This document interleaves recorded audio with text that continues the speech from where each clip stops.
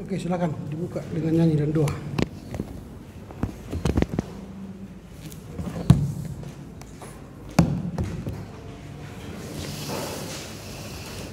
Baiklah, sebelum kita mulai pelajaran kita bernyanyi.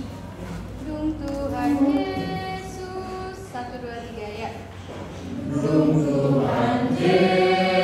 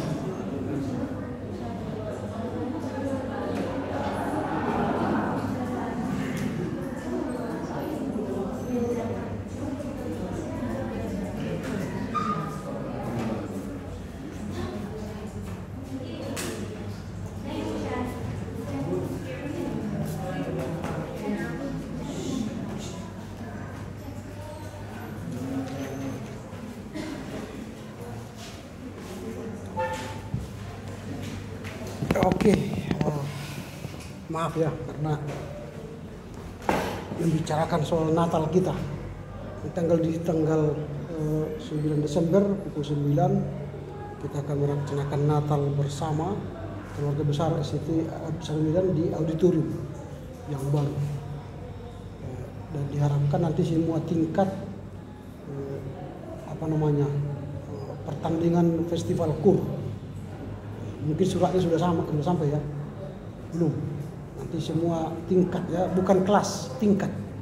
Di tingkat 1 nanti akan menyanyikan KUR, tingkat 2 menyanyikan KUR, sampai tingkat 4 baru dosen dan pegawai akan ada pertandingan KUR. Tadi yang saya ini khotbah dari mantan dosen kita dari sini. Nah itu, jadi tanyalah nanti kalau kalian tidak punya ketua kelas, ada ketua kelas satu tingkat? Nggak ada. Mungkin kalian ketua kelas satu apa ya, satu A, B, C, D ya, tapi satu tingkat tidak ada ya. Satu tamu ada. Ya nanti ditanyalah dia.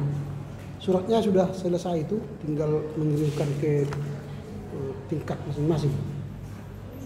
Oke, itu hanya untuk untuk Natal ya. Sekarang hari ini kita akan membahas 2 topik. Yang pertama kita akan berbicara soal laporan baca, lalu yang kedua nanti makalah. Laporan baca ini akan dibaca oleh saudara Riko sampai Sonia nanti ya. Saudara Riko sampai Sonia. Oke, silakan membaca, jangan lama-lama, sampaikan apa yang kau ketahui. Nanti kalau misalnya sama lagi saya cut aja ya, karena yang penting bagi saya ialah kalian memahami, mengerti apa yang saudara baca. Lalu kalau berulang nanti lalu sama seperti yang tadi, hanya diulang membaca yang ditulis oleh dalam laporan baca ini, saya akan cut supaya jangan habis waktu kita di sana. Oke, silakan saudara Riko. Oke,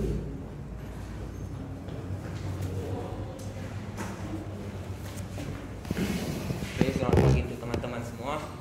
Di sini saya akan melaporkan hasil bacaan saya mengenai dengan judul yaitu Kebudayaan Islam Bercorak Jawa. Jadi untuk pada dasarnya teman-teman, kebudayaan Islam yang bercorak Jawa ini adalah sering sekali disebut dengan Islam Jawa gitu.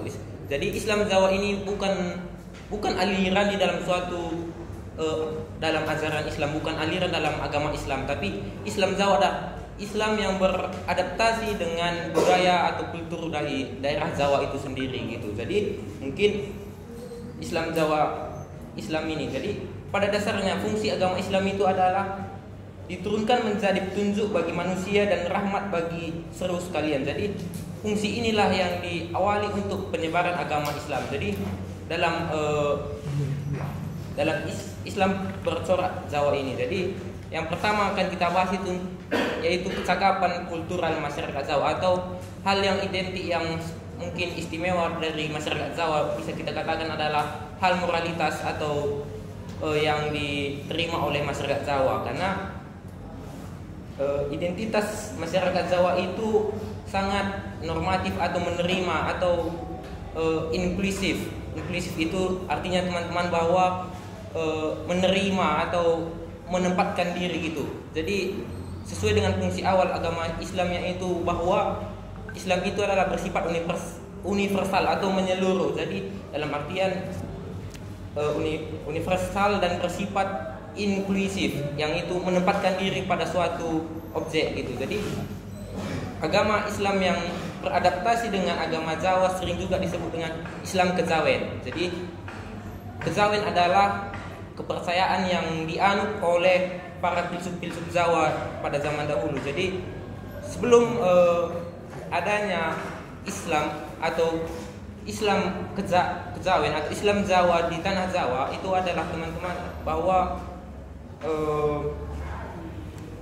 sebelumnya ada agama Hinduisme atau bersifat Hinduisme. Jadi Islam, setelah datangnya Islam dengan menerima Islam ke tanah Jawa dan menerima Islam itu, dan Islam itu juga beradaptasi dengan budaya Jawa tanpa hilangnya substansi dari agama Jawa itu, disitulah adanya terjadi sehingga terjadi agama Islam kejawen gitu. Jadi mungkin ada salah satu contoh adat dalam kejawen ini adalah yang dikenal Slemetan. Jadi kejawen ini teman-teman, kalau mungkin kalau Batak Toba itu sama dengan Parmalin, kalau dia Batak Karo itu sama dengan agama pemenang gitu. Itulah kejawen. Jadi mungkin kalau dalam Islam kejawen ini dia beragama Islam tetapi masih menganut kejawen itu.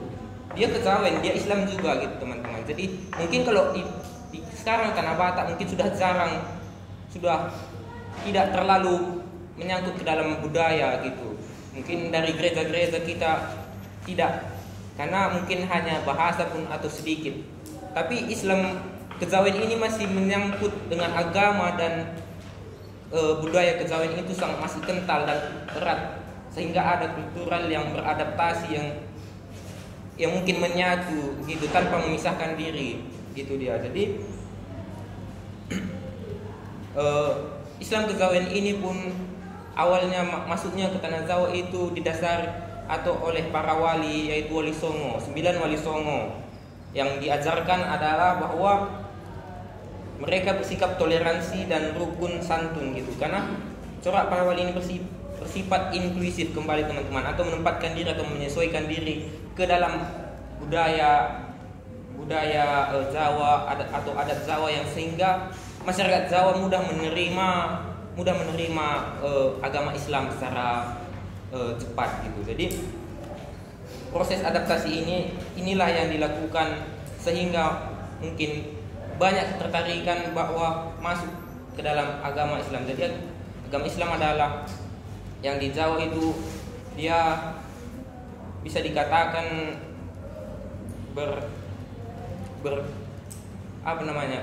Islam kejawen tadi bisa dikatakan bahwa itu adalah Islam yang berakulturasi atau beradaptasi gitu. Jadi yang kedua kita akan membahas nuansa tasawuf di sini dalam ajaran Islam kejawen tadi gitu. Dalam nuansa tasawuf ini tasawuf adalah gerakan cukup. Lanjut kepada Rini.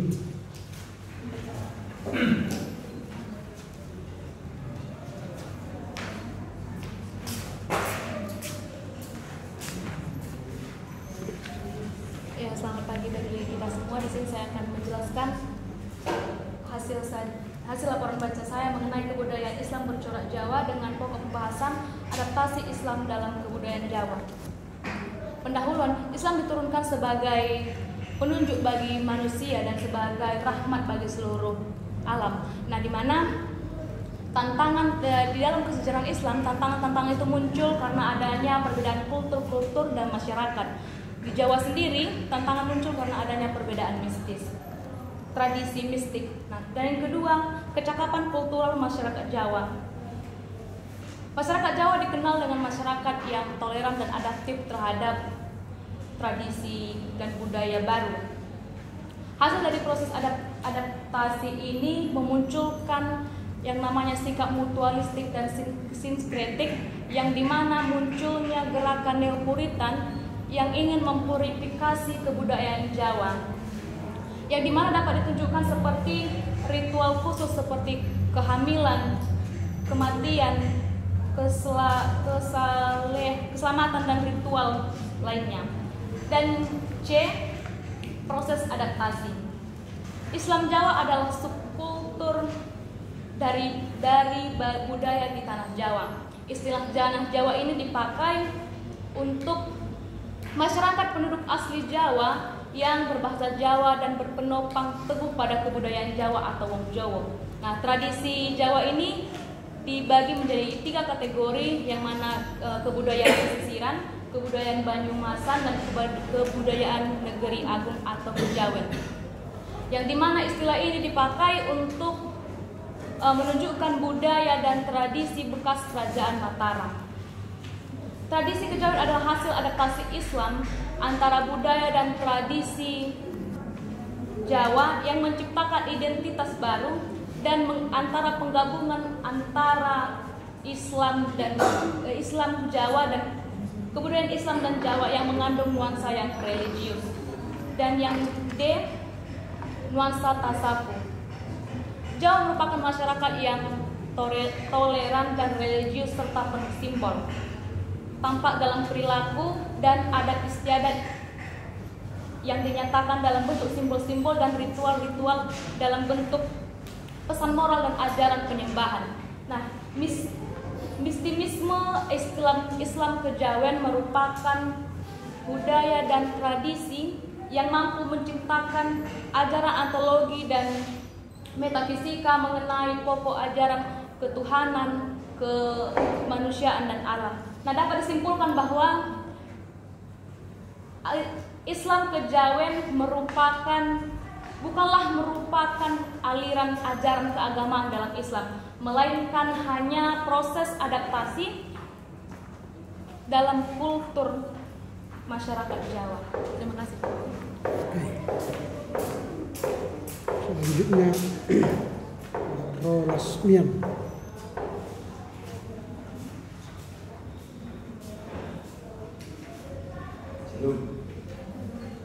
Saya Ulangi dulu apa yang kau sebutkan tadi. Ulangi dulu apa yang kau sebutkan tadi. Oras.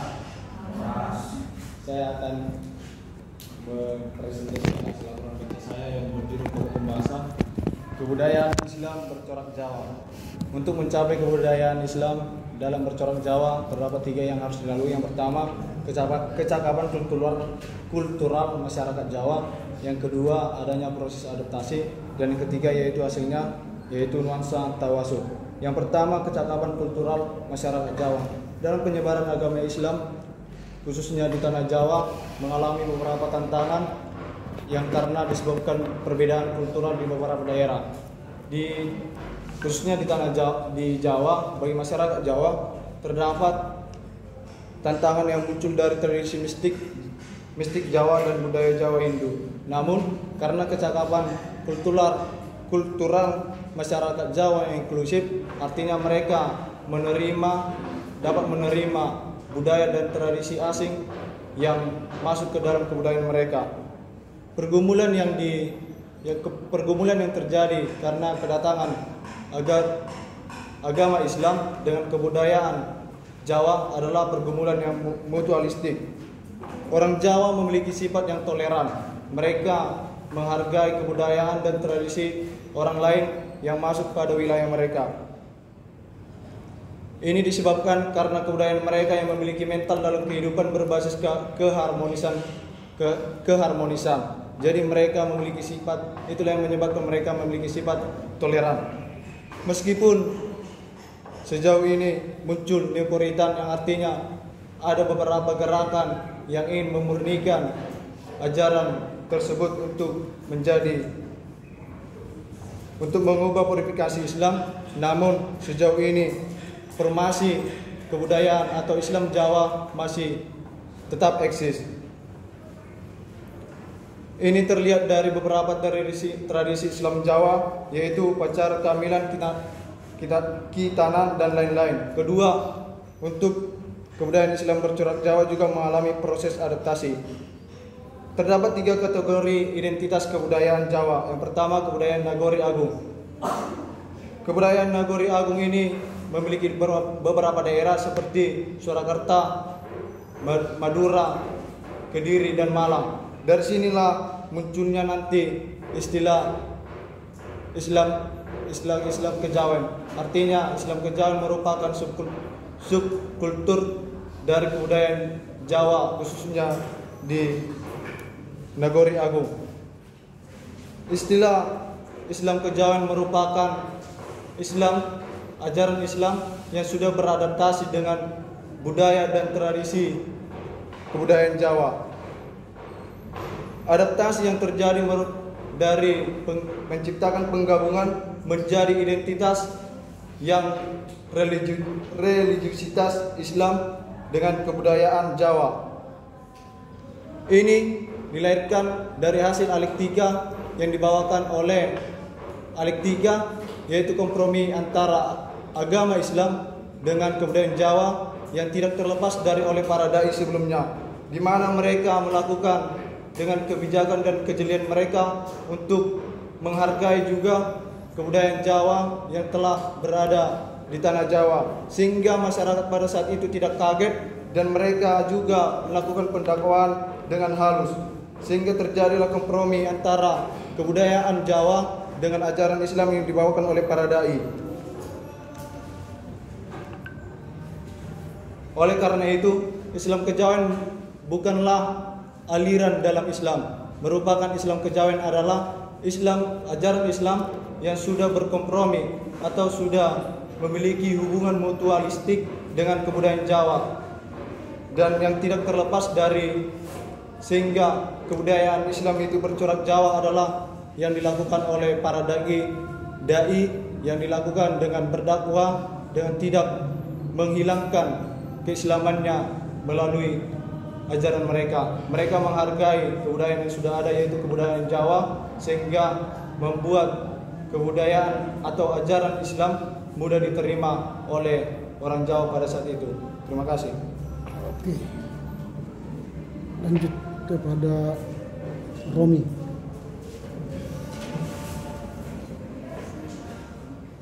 Horas buat semua teman-teman dan dosen. Saya akan membaca laporan pembelajaran dengan berjudul Budaya Islam Bercorak Jawa, adaptasi Islam dalam kebudayaan Jawa. Islam Jawa bukan merupakan aliran dalam suatu agama Islam dan dalam suatu agama dalam Islam, melainkan hanya produk dari proses adaptasi Islam dalam budaya masyarakat Jawa, sehingga dapat diadaptasi dalam berbagai budaya masyarakat. Adapun di Pulau Jawa itu ada ciri-cirinya, yaitu salah satu Islam tasayuf atau disebut dengan perpaduan antara Islam dengan budaya Jawa. Munculnya Islam Jawa telah memperkaya penafsiran Islam, khususnya dalam pengembangan budaya Islam.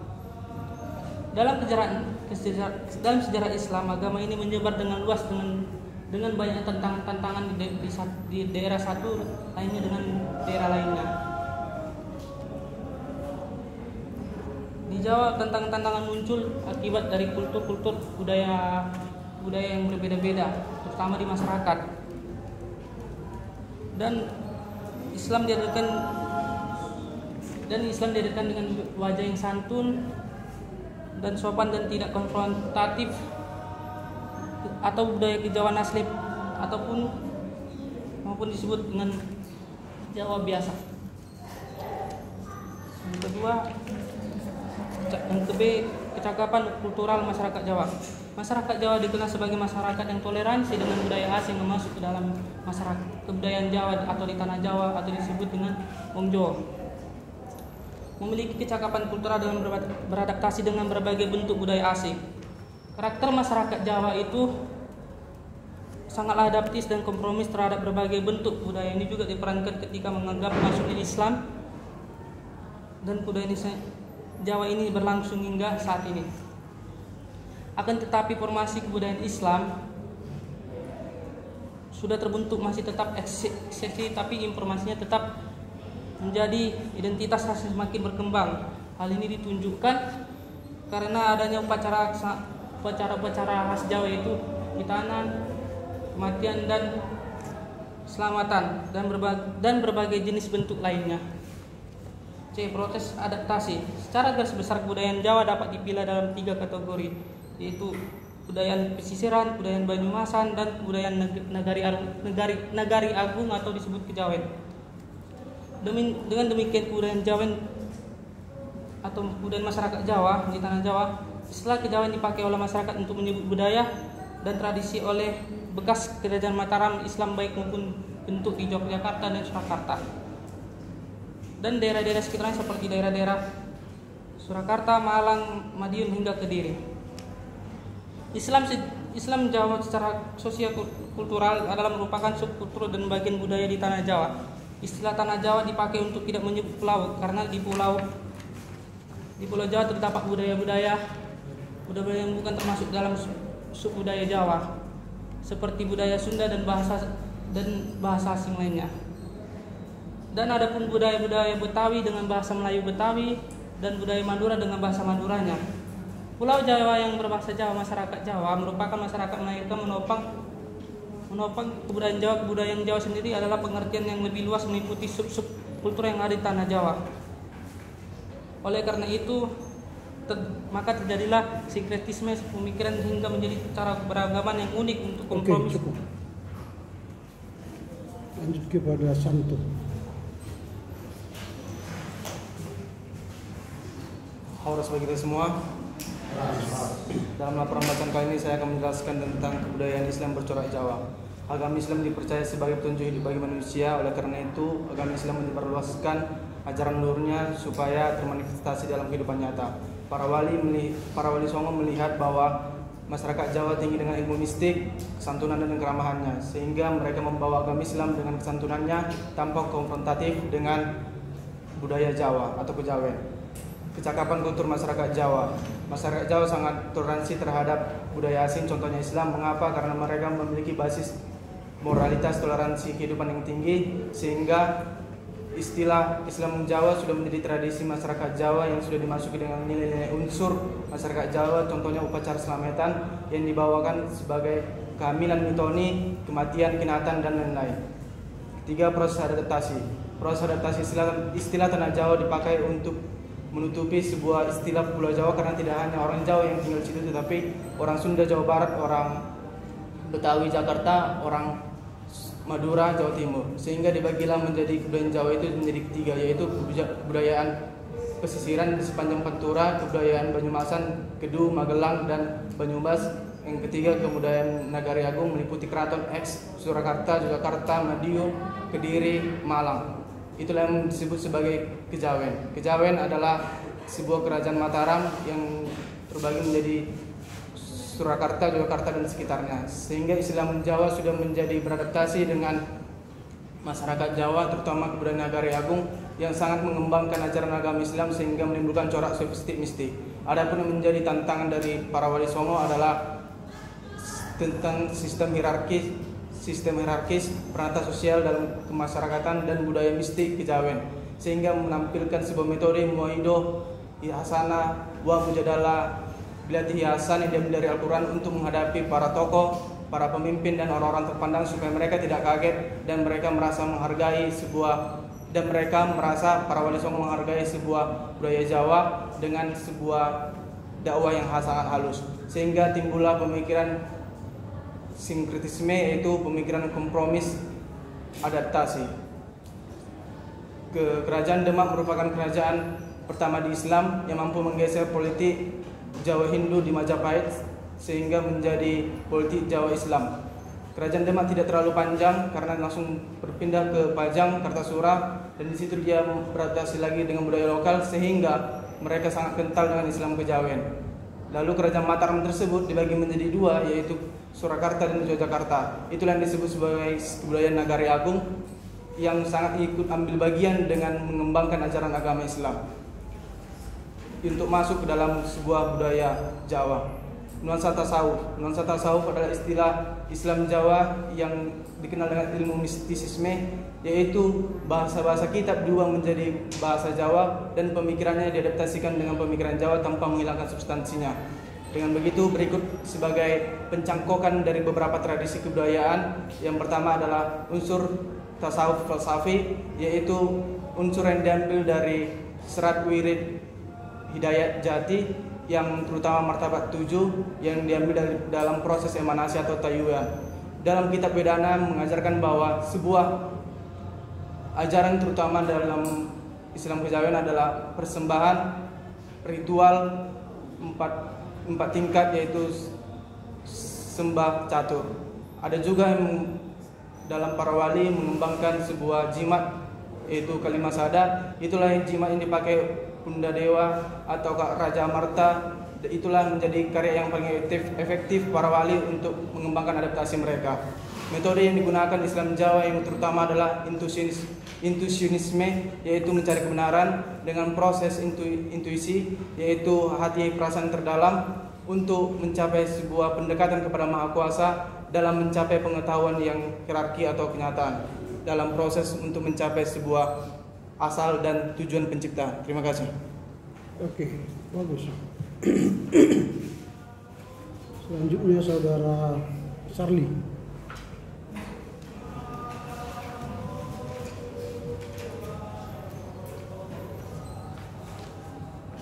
Baik, selamat pagi untuk kita semua. Di sini saya akan memaparkan hasil laporan baca saya yang berjudul Kebudayaan Islam Bercorak Jawa dengan pokok pembahasan adaptasi Islam dalam kebudayaan Jawa. Agama Islam menjadi petunjuk bagi umat manusia dan rahmat bagi Allah. Umat Islam menyebarluaskan misi di masyarakat agar tercapainya kebaikan universal dan tatanan hidup yang berbudaya dan beradab. Dalam perspektif antropologi budaya, manusia dan masyarakat tidak dapat menghindar dari upaya menafsir objek pada kondisi historis krisis. Manusia dan masyarakat memahami dan menginterpretasikan suatu objek atau agama berbekal kondisi historis dan tradisi. Dalam sejarah Islam, agama menyebar dengan berbagai tantangan. Di Jawa, tantangan yang muncul dari tradisi mistik Jawa dan budaya Jawa Hindu. Atas kepekaan intelektual dan kultural para wali, Islam hadir di Jawa dengan wajah santun, adaptif dan tidak konfrontatif dengan budaya kejawen asli Jawa Hindu. Islam muncul dengan adaptasi kultural. Secara sosiologis diterima masyarakat Jawa, didukung kultur Jawa inklusif dan menerima tradisi dari luar. Yang pertama, kecakapan kultural masyarakat. Masyarakat Jawa toleran dengan budaya asing yang masuk ke wilayah Jawa. Jawa memiliki kecakapan kultural dalam beradaptasi dengan budaya asing, salah satunya Islam. Yang terjadi di Jawa berbeda dengan yang terjadi di Aceh. Aceh dari pengaruh kerajaan Sriwijaya beragama Buddha. Masyarakat Aceh menerima Buddha, seolah-olah tidak ada tradisi dari Aceh. Kedatangan Islam di Aceh menghapus konsistensi sejarah, menghilang tanpa bekas. Yang kedua, proses adaptasi. Islam Jawa secara sosio-kultural merupakan subkultur dan bagian dari tanah Jawa. Istilah tanah Jawa dipakai untuk tidak menyebut Pulau Jawa karena ada budaya yang bukan subbudaya Jawa. Budaya Jawa memiliki tiga kategori identitas, yaitu kebudayaan pesisiran, kebudayaan Banyumas, dan kebudayaan Nagari Agung atau Kejawen. Budaya Islam Kejawen yaitu bentuk sinkretisme firman suci dengan kultur lokal. Islam Kejawen adalah fenomena keberagaman yang syarat dengan tradisi religius bercorak sufistik mistis. Peranan wali atau wali songo era Dema menyebarkan dakwah Islam secara kultural. Tantangan wali songo yaitu sistem hierarkis dalam peran sosial dan kejawen. Penyebaran Islam di Jawa diwarnai nuansa akhlak tasawuf dengan simbol Jawa. Budaya Jawa mengental ketika Kesultanan Islam terpecah menjadi dua, menjadi kerajaan Yogyakarta dan kerajaan Surakarta. Yang ketiga, nuansa tasawuf. Budaya Islam di Jawa dikenal dengan mistisisme Islam Jawa yang syarat dengan muatan sufistik yang berkembang pesat. Masyarakat Jawa adalah masyarakat yang religius dan penuh simbol-simbol. Setelah Islam masuk, tradisi Jawa eksis karena Paradai menjaga eksistensi tradisi Jawa dan simbol-simbol sebagai media dan juga metodologi dalam penyampaian pesan moral. Unsur tasawuf ditemukan dalam Serabiri Hidayat Jati, terutama martabat 7, proses emanasi atau ta'ayun. Istilah sembah catur berasal dari ajaran tasawuf Islam klasik era kekhalifahan Abbasiyah di Baghdad, di mana penekanan syariat, tarikat, hakikat dan marifat begitu penting bagi penyembuhan perilaku spiritual. Kejawen adalah bentuk Kejawen adalah budaya mistik yang menciptakan ajaran ontologi dan metafisika umum terkait ketuhanan, kemanusiaan, dan juga ataupun alam. Dalam penutup, corak keberagaman sufistik Islam Jawa, perpaduan mutualistik Islam dengan kebudayaan Jawa yang epistemologi dan aksiologisnya diletakkan Paradai yang melakukan islamisasi awal tanah Jawa. Oke. Terakhir, Sonia.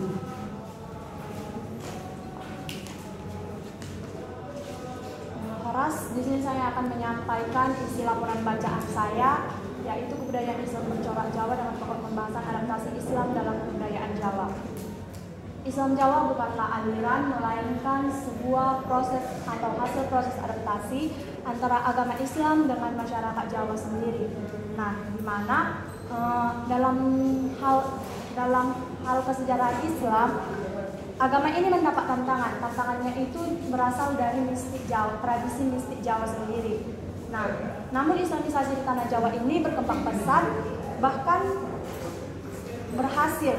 Ini dikarenakan nilai-nilai Islam itu bersifat universal dan masyarakat Jawa ini yang bersifat inklusif, yang mampu menerima kebudayaan asing. B. Kecakapan kultural masyarakat Jawa. Masyarakat Jawa atau yang sering kita kenal sebagai Wong Jawa ini mereka bersifat toleran terhadap budaya asing. Para dai di sana juga tidak bersifat konfrontatif, sehingga memudahkan agama Islam ini masuk dan berkulturasi dengan kebudayaan Jawa, dan bahkan kita dapat menjumpai tradisi-tradisi Islam Jawa ini dalam acara Mitoni atau kehamilan, kitanan, selamatan, dan syukuran padi. Proses adaptasinya itu secara garis besar kebudayaan Jawa ini dibagi menjadi 3 identitas besar, yaitu yang pertama kebudayaan pasisiran yang terletak di sepanjang Pantura, yang kedua itu adalah kebudayaan Banyumasan yang ada di Magelang, dan yang ketiga adalah kebudayaan Nagari Agung yang ada di Keraton Yogyakarta. Islam Kewajen ini adalah agama Islam yang beradaptasi dengan kultur dan kebudayaan yang ada di Nagari Agung. Budaya Kewajen ini sebenarnya itu adalah subkultur dan kebudayaan masyarakat Jawa atau Wong Jawa dengan kebudayaan yang ada di tanah Jawa. Istilah Islam dipakai di Kewajen sebagai bentuk sinkretis mutualistik dan menjadi identitas tersendiri yang menghasilkan sebuah religiusitas Islam dengan warna Jawa. D. Nuansa tasawuf. Budaya Islam di Jawa lebih dikenal dengan mistisme Islam Jawa yang syarat dengan muatan sufistik dan yang mulai berkembang. Unsur tasawuf falsafi ini dapat kita temui dalam syarat wirid hidayat jati, di mana mereka mengutamakan martabat 7 dalam proses pengambilan emanasi. Dalam Vedatama juga kita temukan, yakni terdapat ajaran sufisme yang dikombinasikan dengan budaya Jawa.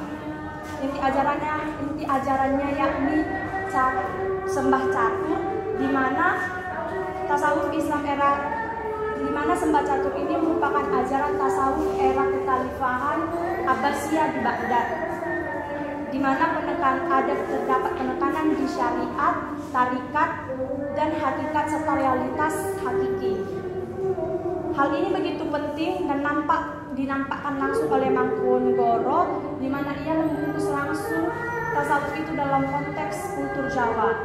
Mistisme Islam Kewajen ini merupakan budaya mistik yang mampu menciptakan konsepsi dan ontologi yang berkaitan langsung dengan persoalan ketuhanan, kemanusiaan, dan alam. Namun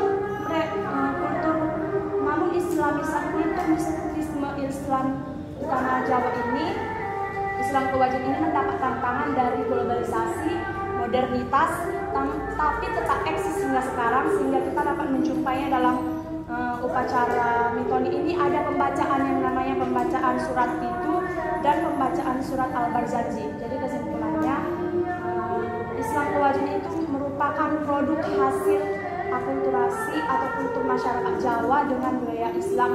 Hal ini dikarenakan nilai-nilai Islam itu bersifat universal dan inklusif, sehingga corak keberagaman yang sufistik merupakan perpaduan mutualistik antara Islam dengan budaya Jawa tersebut. Terima kasih. Oke.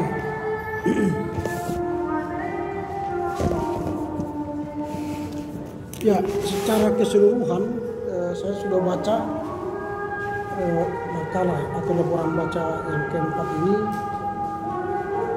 Saya masih belum menemukan secara baik dan benar ya hasilnya dipahami dan dimengerti dengan baik.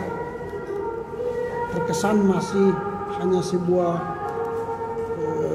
hasil bacaan yang tanpa memahami dengan baik. Tadi satu orang yang bagus, Santo, dia bisa menjelaskan dengan dari apa yang dia pahami, mengerti ya. Tapi secara keseluruhan masih belum.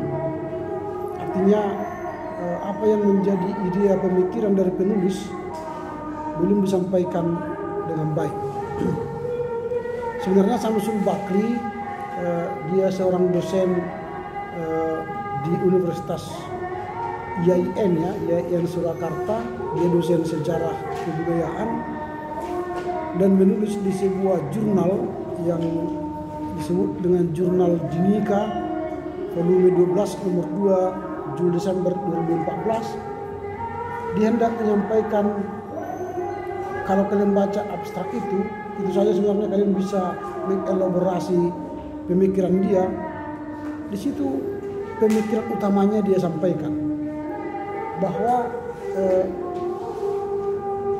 Javanese Islam is not a religious sect in Islam, but only a product from adaptation process of Islam in Java community culture. Artinya dia mau menyampaikan bahwa Islam Jawa itu adalah sebuah, bukanlah aliran Islam atau sekte dari Islam, tapi itu adalah sebuah produk dari proses adaptasi Islam.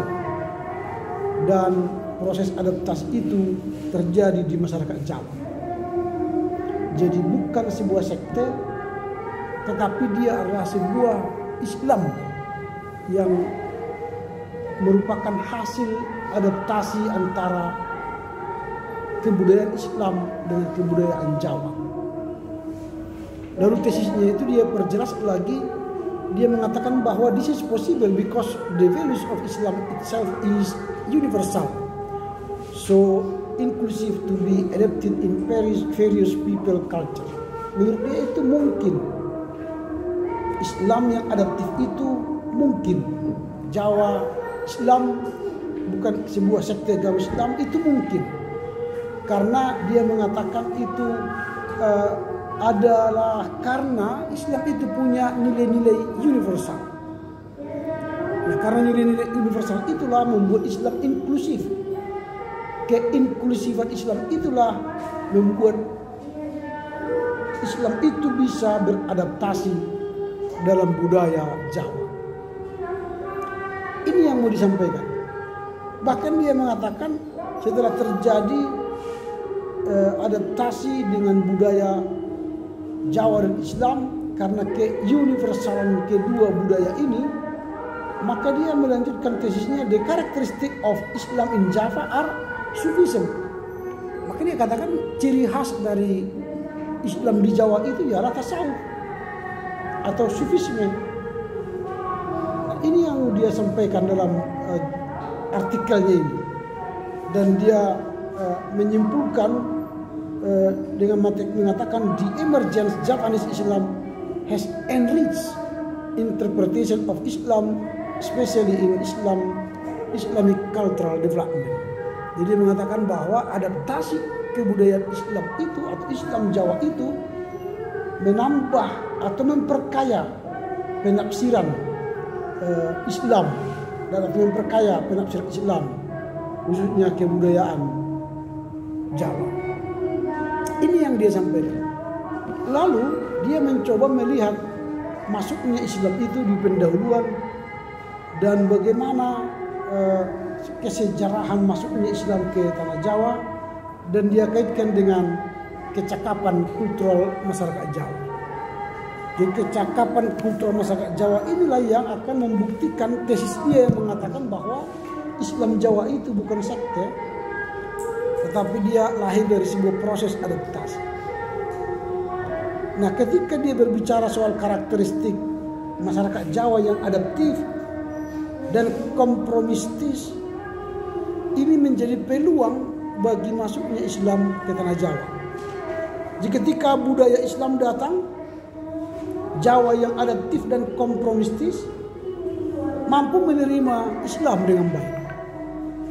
Ketika ada budaya Islam, mereka terima, lalu mereka kawinkan dengan budaya Jawa, dan akhirnya menerima tradisi atau kebudayaan Islam itu dengan baik. Jadi mereka tidak konfrontatif, tidak menolak budaya itu, tapi acceptable, menerima budaya itu. Nah, ini yang kita lihat menurut kecakapan kultural yang disampaikan oleh Samsul Bakri tadi. Lalu dia bandingkanlah orang Jawa ini dengan orang Aceh. Kalau orang Jawa itu kan saya katakan tadi dia adaptif, lalu mereka kompromistis, sehingga hubungan antara budaya Jawa dengan budaya Islam menghasilkan dua hal tadi, yaitu mutualistik dan sinkritis. Jadi ada hubungan timbal balik antara budaya Jawa dan budaya Islam. Dan akhirnya memang karena hubungan timbal balik ini terjadi, maka terjadilah sinkritisme. Islam bercorak Jawa, itu sinkritis. Nah, dibandingkan dengan orang Aceh, dia mengatakan bahwa orang Aceh itu beda. Mereka itu bukan adaptif, bukan konfrontif, tetapi mereka bukan kompromis, tapi mereka itu konfrontatif. Orang Aceh,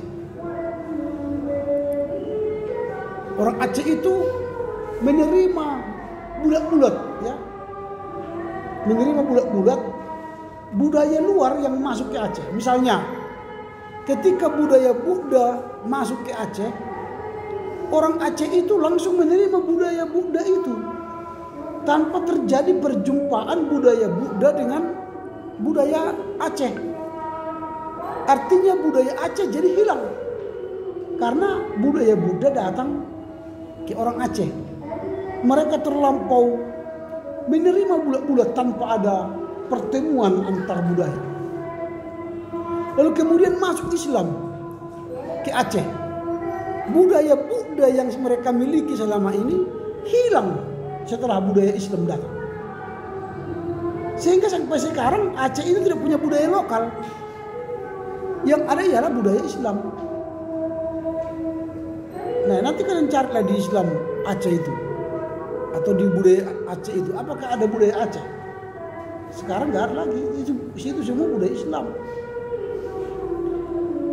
Artinya budaya Jawa yang tadi kompromistis, adaptif, memungkinkan terjadinya mutualistik atau sinkritisme di antara budaya Jawa dan budaya Islam itu.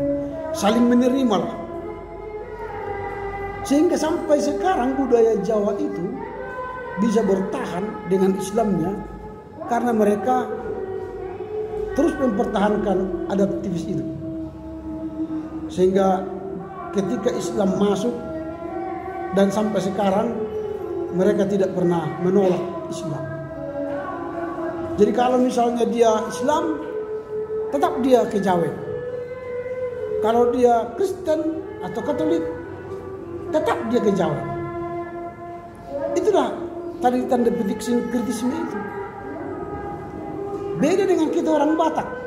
Kalau kita sudah Kristen, maka kita menolak permalin atau pemena. Kita tidak percaya lagi pada permalim atau pemena. Kalau kita Islam di Batak, tidak akan mau percaya lagi permalim atau pemena. Ya Islam, Kristen, permalim. Kalau Jawa tidak, entah apapun agamamu, kamu tetap kejawen. Lalu Samsul Bakri menjelaskan di mana kejawen itu letaknya. Maka dia lihatlah dari sejarahnya ya, bahwa proses adaptasi itu dia jelaskan dengan pembagian wilayah itu, wilayah pesisiran dan wilayah Negari Agung. Jadi wilayah Negari Agung itulah yang disebut kejawen, mulai dari Yogyakarta, Surakarta sampai ke Malang. Itu disebut dengan kejawen. Dan itulah yang banyak mempertahankan tradisi kejawen dan tradisi Islam. Nah, walaupun nanti belakangan setelah proses adaptasi ini terjadi, maka akan ada gerakan puritanisme lagi datang, artinya pemurnian Islam. Maka lahirlah nanti itu Muhammadiyah. Muhammadiyah itu adalah gerakan pemurnian agama Islam dari budaya. Atau nanti lebih keras lagi setelah Muhammadiyah datanglah Wahabisme yang lebih radikal lagi soal pemurnian agama. Mereka hendak menjelaskan atau menghidupi praktik agama itu sesuai dengan Timur Tengah. Maka ada nanti pakai jilbab, pakai cadar.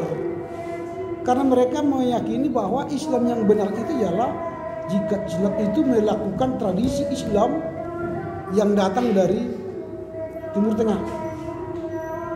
Sementara Islam Jawa ini tidak mau, tidak menjadi seperti orang Timur Tengah. Mereka menjadi orang Nusantara, orang Jawa, tapi beragama Islam. Tapi mereka menghidupi adat Jawanya dan menghidupi Islamnya. Sehingga bagi mereka tidak perlu merubah penampilan mereka seperti orang Timur Tengah. Dan itulah nanti akhirnya lahirlah NU yang mempertahankan Islam Jawa itu. Dan lahirlah Muhammadiyah tadi yang menolak budaya Jawa dalam Islam itu. Nah makanya ada NU, ada Muhammadiyah. Dua kutub yang berseberangan sampai sekarang. Tapi terkadang mereka bersatu kalau sudah dalam politik. Kan itu kan. Sekarang lihatlah PKS bisa bersatu dengan PKB kan. Itu kutub yang berbeda itu. PKS Muhammadiyah, PKB itu NU. Tapi bisa bersatu di partai politik. Nah itulah namanya politik ya. Politik ini kan menghalalkan segala cara gitu. Yang penting saya menang kan gitu kan. Politik itu kejam. Yang penting saya bisa lolos cawapres kan gitu. Kalaupun perubahan undang-undang terjadi tak masalah lah. Supaya pemuda katanya bisa menjadi pemimpin negara. Entah pemuda mana itu. Apakah kalian bisa cawapres? Mencalon langsung bisa? Bisa kalian mencalon langsung? Gak bisa, hanya untuk anak presiden itu bisa. Kalau kalian bukan anak presiden gak mungkin lah jadi cawapres ya. Siapa yang lirik? Ngomong kosong itu, bullshit itu. Jadi kalau dikatakan dia masuk cawapres untuk meraih milenial katanya, yang anak muda katanya, anak muda sekarang benci dengan dia kan. Karena apa? Caranya itulah ya katanya. Caranya itulah ya katanya. Bisa saja jadi pemimpin, tapi ya gradual lah. Yang sabar sedikit gitu kan. Jangan maksa. Ojo ke susu kata bapaknya. Tapi anaknya ke susu. Kalian artinya apa ojo ke susu? Apa artinya ojo ke susu? Jangan cepat-cepat. Ojo ke susu, jangan cepat-cepat. Santailah gitu. Tapi anaknya ke susu. Ingin cepat jadi cawapres, wakil presiden kan? Tak nyambung. Itulah mungkin presiden itulah. Lain hal itu politiknya. Nah itu jadi ada terjadi proses adaptasi. Ini yang menarik dari penelitian dari Samsul Bakri ini. Sehingga kesimpulannya dia mengatakan bahwa Islam kejawen itu bukanlah sekte dalam agama Islam, bukanlah aliran dalam agama Islam, namun Islam kejawen itu merupakan hasil produk adaptasi antara Islam dalam kultur masyarakat Jawa. Jadi kalau kalian nanti pergi ke Jogja misalnya, pergi ke rumah makan atau pergi ke toko-toko, jangan heran kalian ada di situ kayak bunga-bungaan atau dupa atau harum-harum harum-harum semerbak. Itu biasa itu, karena mereka juga menyembah alam semesta ini walau dia tetap Islam. Gitu. Bahkan kalau nanti kalian lihat Sultan Jogja itu, Sultan keberapa sekarang terakhir Jogja? Hamengkubuwono keberapa sekarang yang jadi gubernur? Wah, enggak hafal juga ya. Hamengkubuwono ke-10. Hamengkubuwono ke-10 kan? Mulai dari Hamengkubuwono pertama sampai ke-10 enggak ada itu jadi haji. Enggak ada yang jadi haji. Mengapa? Mengapa tidak ada sultan itu yang jadi haji? Karena dia kejawen. Aslinya dia kejawen. Islam itu adalah agama negara kan. Supaya dia tetap punya agama kan. Pilihlah agama Islam. Tapi sejatinya dia kejawen. Seorang kejawen gak mungkin pergi naik haji. Jadi kalau kalian nanti pergi ke Keraton Jogja, itu ada di situ lilin yang tidak pernah mati ribuan tahun. Bagaimana caranya ya terserah lah. Kalau mati lilin itu, kiamat lah. menurut paham mereka gitu. Jadi ada itu lilin di situ, tak pernah mati. Terus menyala sepanjang tahun, sepanjang bertahun-tahun, berabad-abad.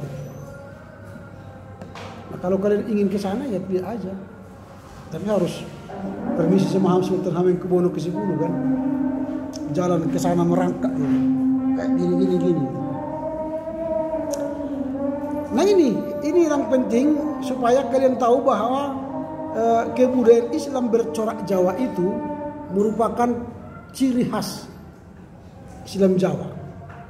Sama itu seperti kalau ada Kristen di daerah Sulawesi, ada Kristen apa namanya itu, tetap mereka memelihara tradisi daerah mereka lokal itu, tapi tetap Kristen. Sama dengan di Jawa Barat keharingan ya, Islam tetap Islam tapi keharingan tetap dipelihara. Kalau kita tidak, kalau sudah Kristen langsung putus hubungan dengan permaling, putus hubungan dengan pemena. Kalau di Nias bagaimana? Putus hubungan dengan Lawalangi, tradisi Nias, langsung putus dengan agama lokal Nias. Apa agama lokal Nias namanya? Gak tahu juga ya. Garilah nanti agak apa itu agama lokal Nias. Itu. Kalau Simalungun ada agama lokalnya. Simalungun ada. Gak ada juga ya. Nah itu jadi itulah yang kita lihat dalam tradisi Islam ini. Oke, itulah bagian yang pertama dalam mata pelajaran kita, mata kuliah kita hari ini. Laporan baca yang keempat, dan kita akan masuk kepada makalah. Tepuk tanganlah dulu untuk mereka. Nah, sekarang kita akan masuk pada makalah yang pertama. Silakan kelompok 1 untuk menyampaikan hasil laporannya.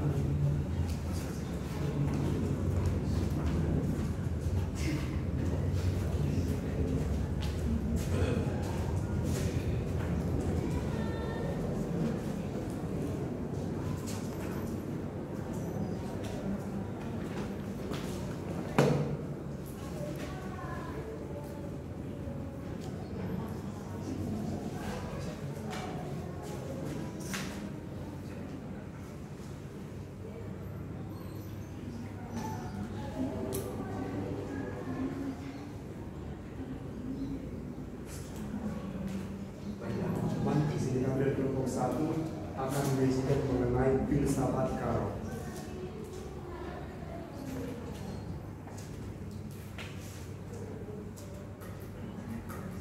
Baiklah, kami di sini dari kelompok 1 yaitu pertama Erwan Sritonga, Esman Sendiri, Richard Hirika Senturi, Mio Miraga Setebu dan Nicholas Mencipta. Yang pertama kami akan membahas mengenai identitas suka. Nah, identitas suka itu terbagi atas beberapa. Yang pertama itu kami akan membahas pertama itu ada kesimpulan pertama mengenai identitas suka. Nah, identitas suka itu terbagi atas dua. Yang pertama itu bahwa di situ pada zaman dahulu ada seorang yang sangat kaya dan sangat berwibawa yang tinggal di seberang lautan, dan dia adalah seorang panglima. Dan nama panglima itu adalah Sikaro. Dia itu adalah seorang dari keturunan India yang pada ketika dia diajak oleh Maharaja untuk mengelilingi seluruh negeri, dan mereka tiba di suatu pulau yang bernama Pulau Pinang, dan mereka sangat bergembira. Ternyata istri dari si Maharaja ini menyukai si panglima tersebut, itu Sikaro. Dan kemudian terjadi perselingkuhan antara si panglima tersebut, itu Sikaro, dengan istri Maharaja tersebut.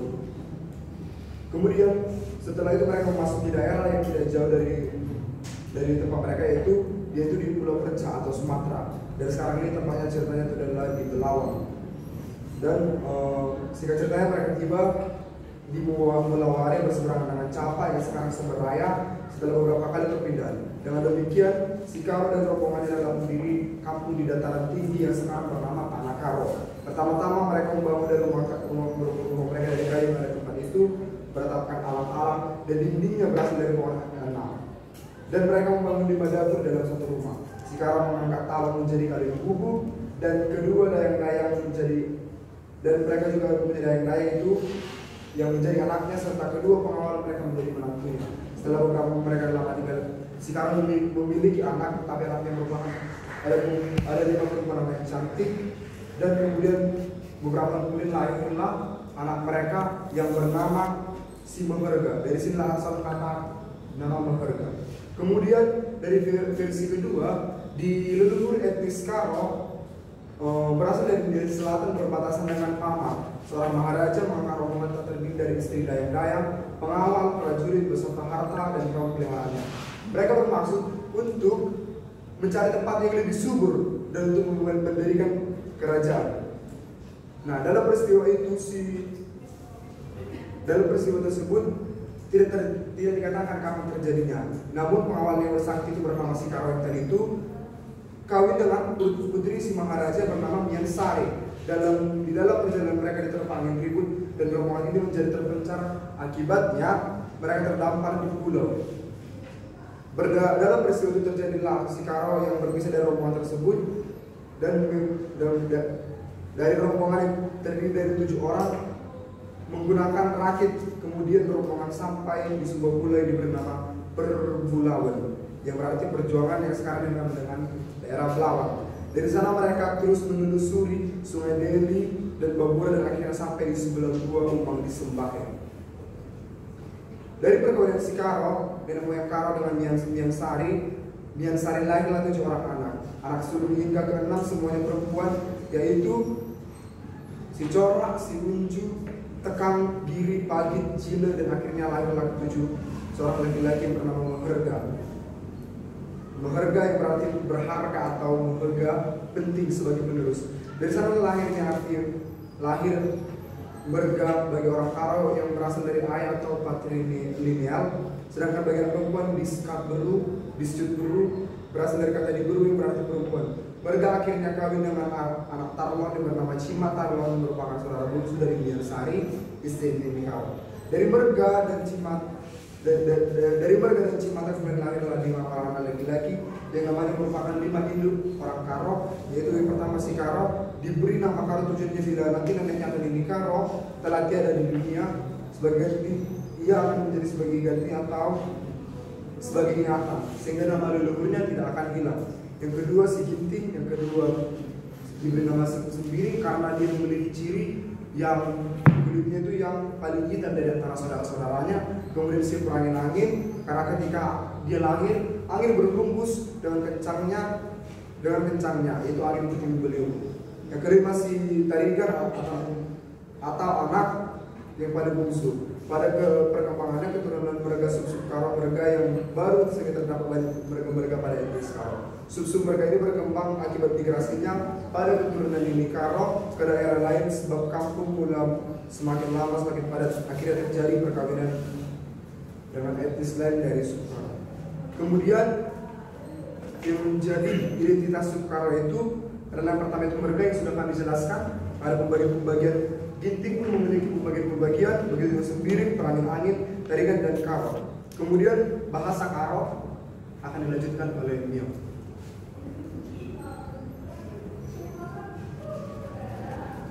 Ya, bahasa Karo. Bahasa Karo merupakan bahasa khusus yang mempunyai aksara yang khusus pula. Bahasa Karo dan aksara Karo merupakan kaya budaya yang memiliki nilai budaya yang tak ternilai harganya. Semua suku di Indonesia diperkirakan lebih dari 3.000-an suku memiliki bahasa. Tetapi tidak semua suku di Indonesia memiliki aksara atau huruf. Suku Karo memiliki aksara berarti leluhur Karo leluhurnya sudah pandai baca tulis alias tidak buta huruf. Mengenai aksara Karo, seorang profesor pernah mensitir bahwa bahasa Karo adalah bahasa tertua kedua di Indonesia setelah bahasa Kawi atau Sanskerta Jawa kuno. Dalam aksara Karo ini terbagi dua, yaitu yang pertama indung surat dapat kita lihat pada slide. Yang kedua itu yaitu anak surat yang dapat juga kita lihat di dalam slide.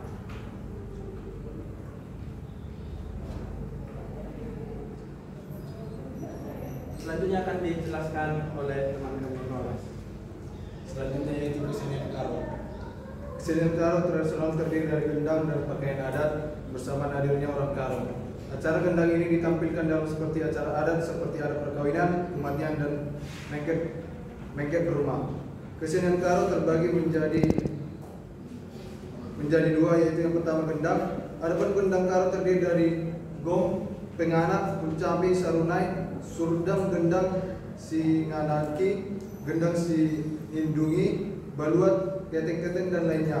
Yang kedua dari kesenian Karo yaitu pakaian adat. Pakaian adat Karo terdiri dari wis ariteneng, wis gatip, wis jongkit, wis beka bulu, wis kelam-kelam, wis julu, wis gara, wis teba, wis jungjungan, wis niber, serta rudang-rudang, gelang sarong, ragi jengki, cincin tapak, gajah, anting-anting, kondang-kondang dan wis remas emas. Yang keempat yaitu adat istiadat.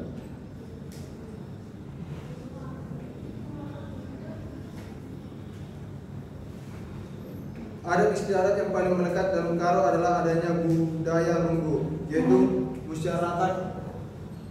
musyawarah dan mufakat. Runggu ini dilaksanakan dalam acara prosesi adat Karo, dalam acara perkawinan, kematian, dan mengket rumah. Pada acara itu setiap keputusan yang diinginkan dalam acara adat harus terlebih dahulu dilalui melalui proses runggu atau musyawarah dan mufakat. Dan yang kedua ialah rebu, yaitu pantang bicara dengan kerabat tertentu. Bagi orang Karo tidak boleh bicara secara langsung adalah dengan mami, yaitu ibu mertua, turangku, istri ipar, permain atau istri anak. Kalau berbicara mesti memakai perantara. Dalam adat istiadat Karo setelah perkawinan dilangsungkan terdapat larangan interaksi dan komunikasi antara orang-orang tertentu. Larangan ini dikenal dengan istilah rebu atau yang seperti yang tadi dijelaskan yaitu pantang bicara dengan kerabat tertentu. Istilah ini sebenarnya tak bermakna terlarang, akan tetapi lebih tepat berpantang, suatu tingkah yang dianggap tidak pantas. Seandainya rebu tadi dilanggar, rebu yang sangat dikenal adalah antara mami dengan kela, dan yang kedua antara bengkila dengan permain, dan antara turangku dengan turangku. Adapun penyampaian isi pembicaraan dalam keadaan tersebut dapat ditempuh dengan sangkela membuat perkataan mina mami yang berarti kata mertua, dan sang mami membubuhkan perkataan Nina Kela berarti kata menantu pada setiap kalimat yang hendak mereka ucapkan. Dengan kata lain, sang Kela harus pandai mempergunakan Nina Mami atau bernina Mami, yang dalam bahasa Karo disebut ngerana Ermina Mami. Berbicara bernina Mami, begitu juga Mami harus pandai ngerana Ermina Kela. Berbicara bernina Kela. Dengan berbuat demikian, seolah-olah terasa bahwa komunikasi itu bukan komunikasi langsung. Ucapan Mami yang dikeluarkan sang Kela terasa sebagai ucapan Mami sendiri, sebab membubuhi perkataan dengan perkataan Nina Mami. Begitu juga dengan ucapan yang dikeluarkan oleh Mami terasa sebagai ucapan atau ucapan Kela sendiri dengan adanya Nina Kela itu. Selanjutnya akan dijelaskan oleh teman kami. Selanjutnya kehidupan orang Karo, lahir sampai muda-mudi. Dalam suku Karo, anak-anak yang lahir banyak hal yang harus dijalani sampai yang tumbuh dewasa. Kelahiran dalam pengetahuan orang Karo, manusia lahir telu silangana, yaitu Lauf, Jemana, Pusatna. Setelah kelahiran anak yang lahir laki-laki langsung digendong mamina. Jika anak perempuan langsung digendong bibina. Waktu digendong diambil mami atau bibi beras menciho, lalu ditaruh kepala anak tersebut. Katanya, sirang beras ras lau, maka sirang ernade erbapa, ermama ermami, erbibi erbengkila ikut peras sangkep, sangkep geluh pihar beras enda anakku, piharan pagi tendindu ibas penjujuri bibata, simada tiunu lampas belin anakku, bebere mamana permen bibina, ular berangina lupang indet lupang batu gelahkam ke pagi jadi kuda dalindu, pisau entelep kali tubuh sekawaras suruh mamalu. Jadi persukan seninanu ras pemangkunan anak beruru, ras kerina jelma simbelang entelep enda. Lalu diambil mami atau bibina belum penuruni, ingat-ingatna dengan isengkurina emput-emputna. Lalu setelah anak berusia 7 hari dibawa ke laut atau dikenal dengan pepitulayokan. Setelah 4 hari pepitulayokan dibawa anak tersebut ke juma ataupun ladang untuk mengetahui apa pekerjaan anak tersebut setelah kelak menjadi dewasa. Nah, di sini juga selain itu ada pun erbahan gelar atau memberi nama, ngiket tendi, ngelengi gelar ras bayang-bayang. Setelah anak dewasa diadakanlah penangguhan jadi anak peranan dan si muda-muda, di mana anak peranan menerima kampung, bulang-bulang, pisau tunggu lada dan amak cikur. Adapun anak perempuan menerima uis julu, uis gara, uis langge-langge dan kampil landa. Lalu masuk dalam perkawinan. Suku Karo sebagaimana halnya dengan suku lain mempunyai tata cara dalam perkawinan yang khas. Namun pada prinsipnya adalah sama saja, yaitu diawali dengan perkenalan, pacaran, pertunangan, meminang, pengesahan ataupun perkawinan. Perkawinan pada masyarakat Karo bersifat religius dengan menganut sistem eksogami, yakni seorang harus kawin dengan orang dari luar marganya dengan kekecualian pada marga perangin angin dan sendiri. Nah, di sini bisa kita lihat perkawinan adalah merupakan ikatan lahir dan batin antara seorang pria dan wanita, termasuk keseluruhan keluarga dan arwah para leluhurnya. Adapun aturan dalam memulai pernikahan ialah 1. Nadingkan, kemudian ersada tak dadu, kemudian 2 ia jadi sada pula mekap. Nah, di sini bisa kita lihat bahwa ada pun urutan dalam memulai pernikahan dalam orang Karo itu yang pertama nangkin, kemudian baba beros lambar, kemudian kanting manuk, lalu kerja ademu bayi. Dilanjutkan oleh teman kami. Baiklah, di sini saya akan melanjutkan yaitu di bagian yang ketiga, gelu cawir mertua, yang dimana ada satu kerinduan orang Karo untuk ikut doa kali bubu, yaitu gelar cawir mertua atau hidup panjang umur. Adapun orang tua ketika dia sudah cawir mertua membuat beberapa acara, yaitu seperti meratkan bulang-bulang ras tudung man orang tua, itu yang 70 tahun. Yang kedua meratkan kujam ras tutu itu 75 tahun.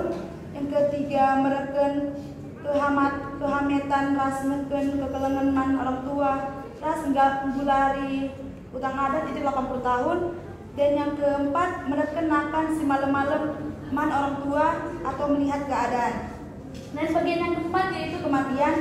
Dalam masyarakat Karo, upacara adat kematian merupakan peristiwa yang penting. Adapun banyak gelar kematian dalam orang Karo seperti mate danak-danak lengaripen, mate danak-danak singgoripen, mate muda-muda, mate nungkus tah mate muda, mate penyikitan, mate sadawari, dan yang terakhir mate cawir metua. Yang selanjutnya, religi kepercayaan orang Karo. Leluhur orang Karo percaya bahwa orang Karo memuja arwah nenek moyangnya.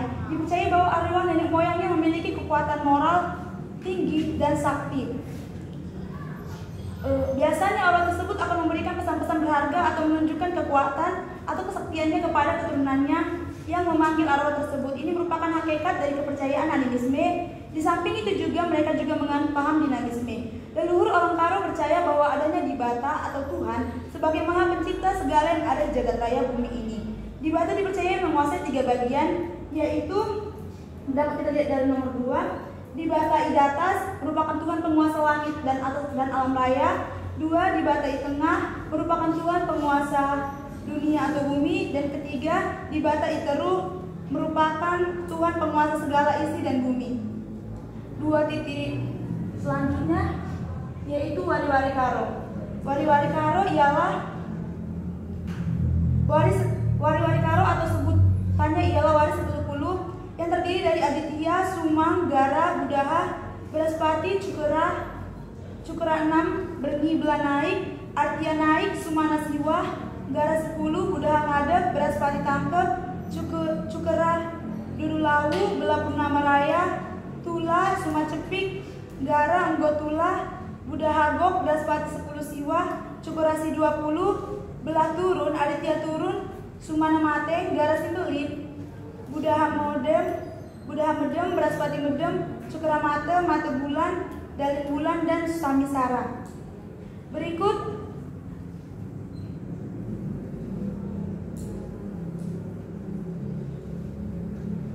yaitu ada tanah dan pertanian.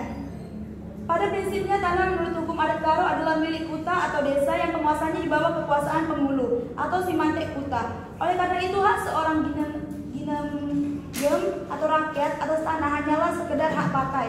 Untuk pemakaiannya barulah harus seizin penghulu. Untuk memakai suatu lahan atau tanah tertentu sebagai ladang, maka setelah mendapat izin dari penghulu, orang yang ingin memakai tanah itu ngumbung atau membeli tanah di atas tersebut sesuai dengan hukum adat Karo.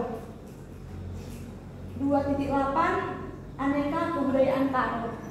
Dapat kita lihat dari slide, yaitu yang pertama ialah Erpanggil Kelau, yaitu upacara religius berdasarkan kepercayaan tradisional suku Karo atau pemenang, di mana seseorang keluarga tertentu melakukan upacara berpanggil dengan bantuan dari guru atau dengan maksud tertentu. 2.8.2 yaitu Teraka, suatu seni meraja diri dengan gambar tertentu pada masyarakat Karo, terutama kaum perempuan. Dan 2.8.3 Purpur Sage, yaitu upacara perdamaian antara orang yang berseteru menurut adat Karo. 2.8.4 Katika, waktu pada suku Karo yang terdiri dari nama-nama hari, dapat dilihat dari sajian kami. Dan yang 2.8.5 Junjungi Braspihar, upacara yang dilakukan kepada seseorang sebagai ucapan syukur dan agar selamat. 2.8.6 Buru-buru Aron, yaitu berarti buru-buru berarti hiburan atau pesta, sedangkan Aron berarti muda-mudi. Jadi buru-buru Aron adalah suatu pesta muda-mudi yang dilakukan berdasarkan adat dan kebudayaan Karo.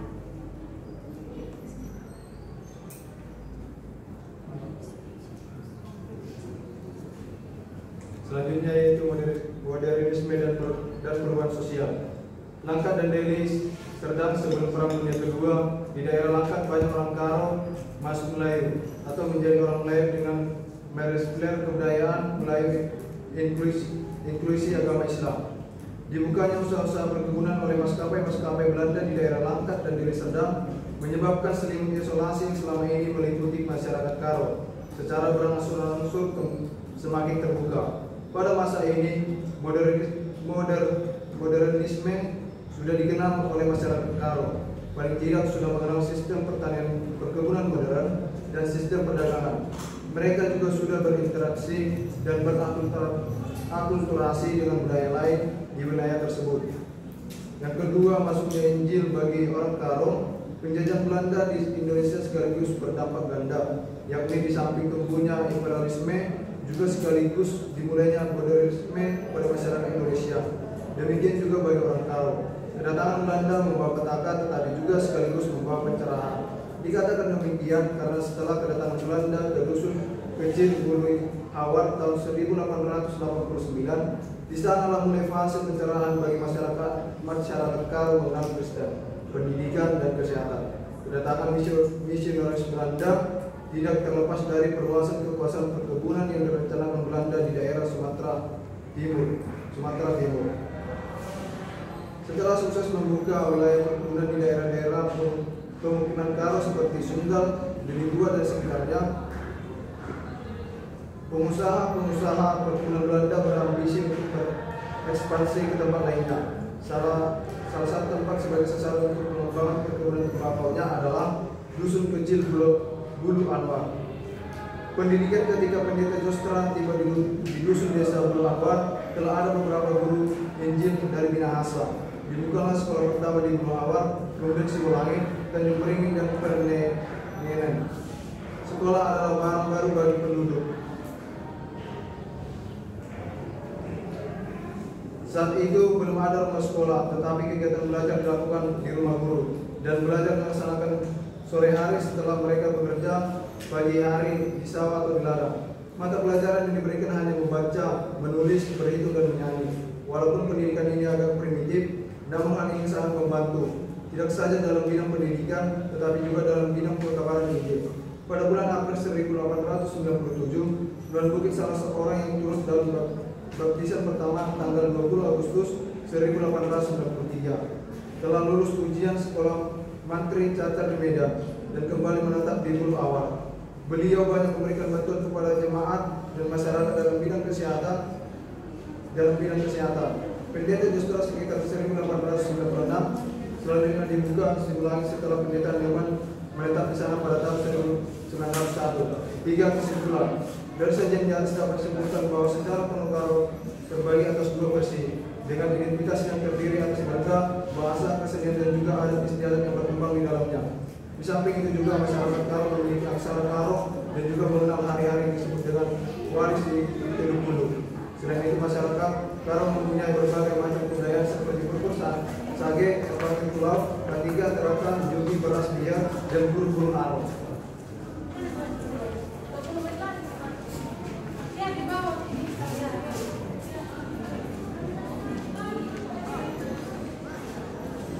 Baiklah teman-teman, kami ya, karena waktu yang tidak sedikit, saya tidak buka lagi diskusi terhadap paper ini karena ada kita 2 makalah atau 2 materi yang kita bahas sehingga tidak cukup waktu.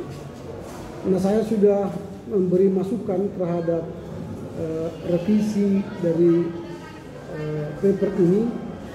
Nanti kalian bacalah. Pertama, kalian salah format yang kita buat dalam menulis paper tidaklah seperti ini, sehingga saya tidak tahu dari mana format ini datang. Saya sudah sampaikan bahwa format dalam menulis paper itu adalah, saya sih sudah berkali-kali ya, tapi tidak tahu kemana yang saya buat. Ini kan sudah saya buat dulu. Ini dalam sebegini, judul makalah. Ini kalian buat 1, 2, J, 1. Ini judul.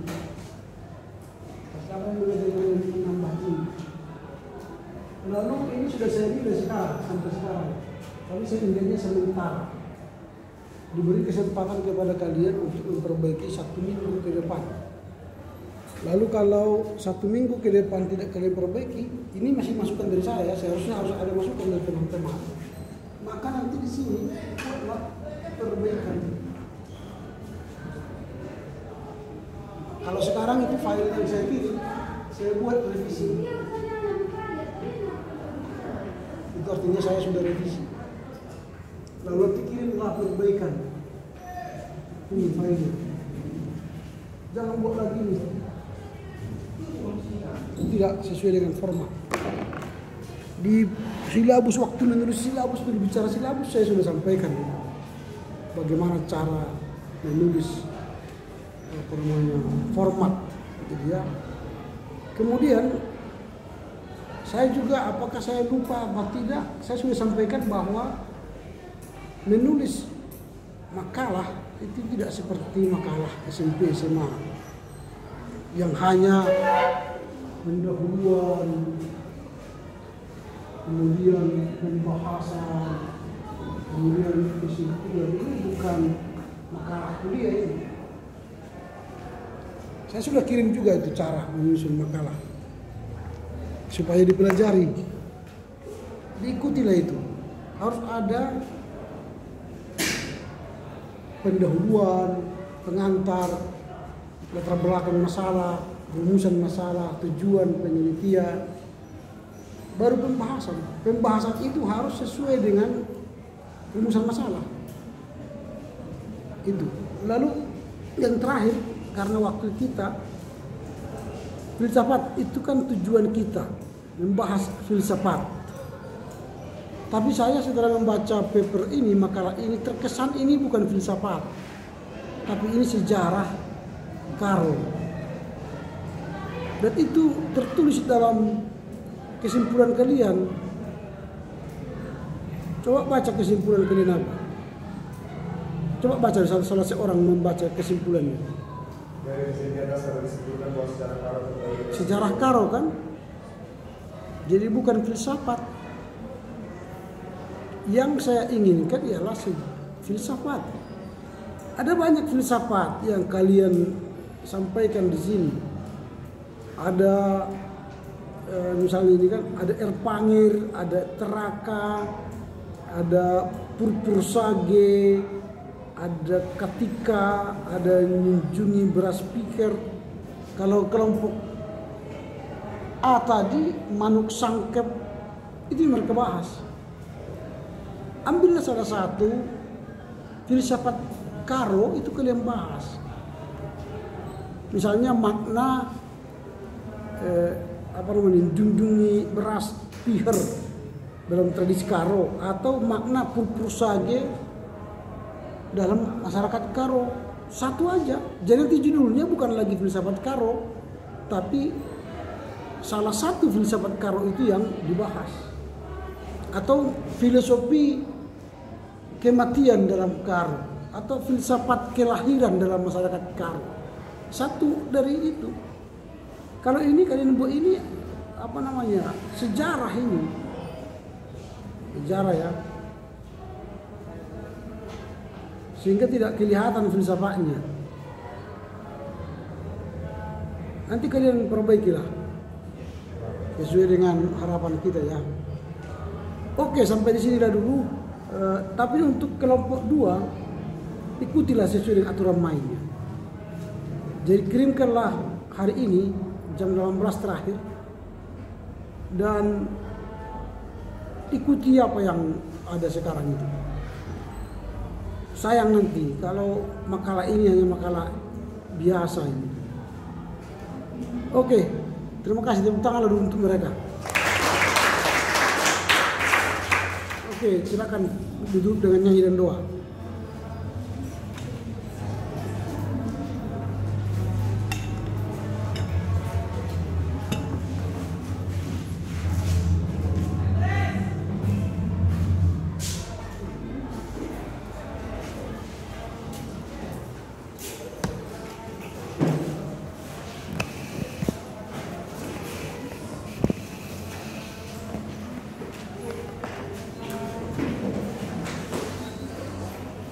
Sebelum kita menutup acara program kita, mari kita nyanyi buku Ende Bibel Ende nomor 9. Puji roh ni roham, oh Tuhan Yesus Raja. 1, 2, 3. Oh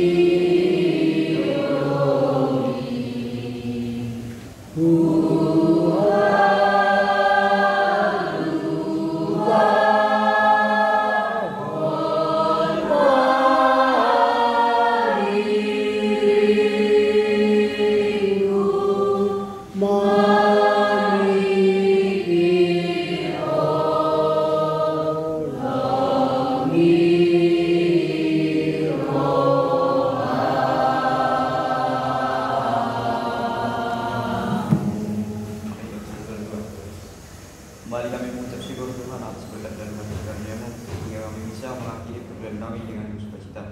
Kiranya apa yang kami sampaikan dan dosen serta Bapak dosen yang sampaikan kiranya masuk ke dalam pikiran dan hati kami supaya kami bisa mengamalkannya dalam kata suci kami pada ujian akhir semester. Dan acara perkuliahan kami akhiri dan kiranya Engkau berkehendak perjalanan kami menuju tempat kami masing-masing. Terima kasih Yesus. Amin. Amin. Oke, selamat siang.